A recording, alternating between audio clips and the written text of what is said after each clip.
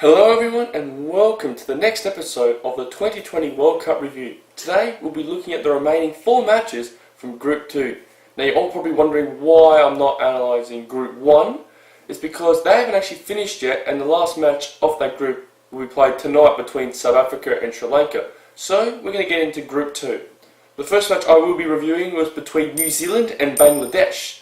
New Zealand, they batted first. They made 8 for 145, courtesy of a good knock of 42 from 32 from their captain Kane Williamson.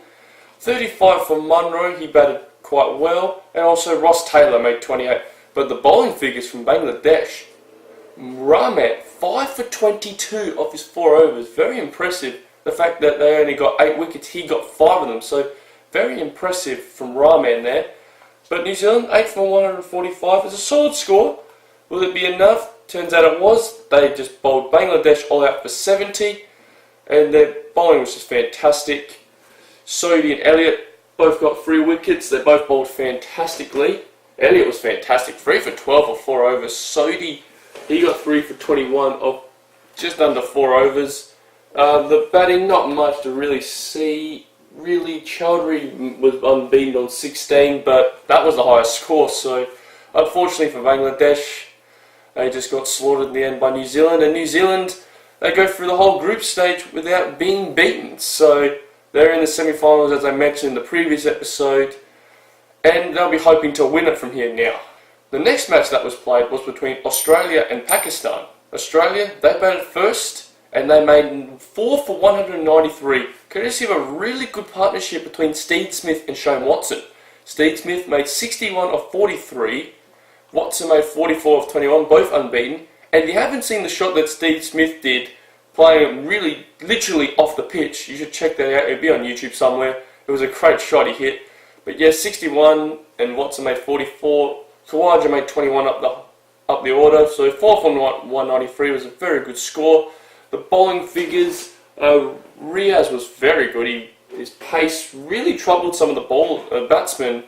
So he got 2 for 35 though. He was a bit expensive. Wasim, he got 2 for 31 as well. So yeah, 4 for 93. Pakistan, they made 8 for 172 in their 20 overs. Just was not enough to get past Australia's big total. Latif was the top scorer, 46 off 41. Malik got 40 off 20. He was unbeaten, so he tried, but just wasn't good enough. But James Faulkner, he was the man. He got 5 wickets in this game, 5 for 27 off his 4 overs, and he was man of the match. So it was a good win from Australia, their second win, so they have to beat India in their last game to get any chance of making it into the semi-finals. The next game, Bangladesh were here again, this time against India. India, they batted first, 7 for 146. It's a solid score again. Bangladesh minimising to another team under 150, which is very good from them. Raina, he made 30 of 23 deliveries, couple 20s from Shikhar Dhawan and Virat Kohli, got it to that 7 for 146. The bowling figures, couple 2 wickets from Hussain and Rahman. So they're going down to 150, and this match turned out to be an absolute beauty. Bangladesh lost only by a run.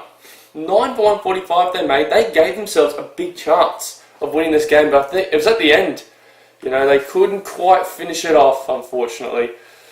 A good score of 35 from Iqbal. He did very well, 35 of 32 deliveries. Rahman made 26 of 15 deliveries. So they tried, they just couldn't get there in the end. The bowling figures, a few people got 2 wickets, Ravi Ashwin, Ravi Jadeja and Pandar. But India, you know, they got away with that one, but they got the win in the end, and now this match against Australia is going to be huge. A huge match. Whoever wins this match is into the semi-finals. So let's go into it and let's review it. So Australia, they batted first, and they made 6 for 160. The start by Finch was good. He made 43 of 34. Khawaja made 26 of 16 deliveries. Maxwell made 31 of 18. Watson was unbeaten on 18. Neville, of these 2 deliveries, he made 10. So gave a little bit of hope going to 160. The bowling figures, Pandal was very good. He got 2 wickets, but he was a little expensive, and there were a lot of 1 wickets there as well. India, well, because of their superstar, Virat Kohli. 82 not out of 51 deliveries, 9 fours and 2 sixes was enough to give India the victory and to make him go through to the semi-finals. He was very good. He was pretty much the difference in the end. Next best viewer I'd seen, he made 21 of 18, but it was all Virat Kohli. He was the man. And Shane Watson, well, he bowled well, 2 for 23 or 4 overs, but he was the man, Kohli. He was man of the match and guided India to the semi-finals. So what a win that was for India. As I said a couple of times now, they're into the semi-finals, so it'll be exciting. So now we know that India and New Zealand are in the semi-finals. So if you look at the table right now, as you can see, New Zealand finished on top, unbeaten. India second spot there, Australia third with 2 wins and 2 losses. But Pakistan, they finished with 1 win. And Bangladesh, even though they didn't have a win, they weren't disgraced in many of the matches. So that is it for Group 1.